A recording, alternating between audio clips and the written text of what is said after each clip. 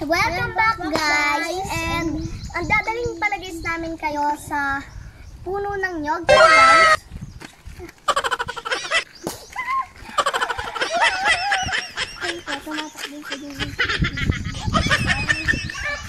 And ito pala po guys yung mga puno ng nyog sa Quezon. And ano pala guys is, kung i-describe ko po tong puno is, isa po siyang mataas, madami pong bunga, at ano pa ba? Ano po tang pwede kong sabihin dito? Madami pong dahon. Tapos po, matibay din po.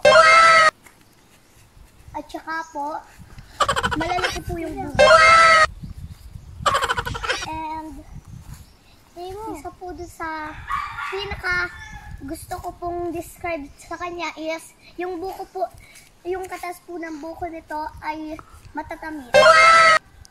Yun po ang masasabi ko po sa mga ano po dito, niyog.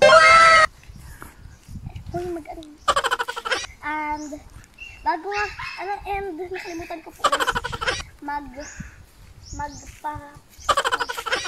pakilala sa inyo. And ito po pala guys ang aking pinsan na si Frances Gay Lalaguardia.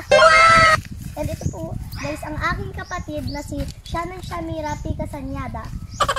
Ito po guys ay 5 years old and daycare pa lamang po. Ito naman po guys ay 7 years old and grade 2 po siya. And ako naman po guys si Karen Shan P. Casanyada. And ako po ay grade 3 na. Tapos po ako po ay 9 years old. And yung ate ko pala po guys is nandun. Siya po pala guys si Natasha Jalain P. Casanyada. And siya po ay grade 5 na. At siya po ay 11 years old na. And yung tito ko po is nandun po. Tapos po, yung ninong ko po, katulong po tito din doon magluto din po ng suman. And kami po ay gusto po sanang manungkit ng buko dito. Kaya po ano po ay nag-describe na po kami sa punong ito.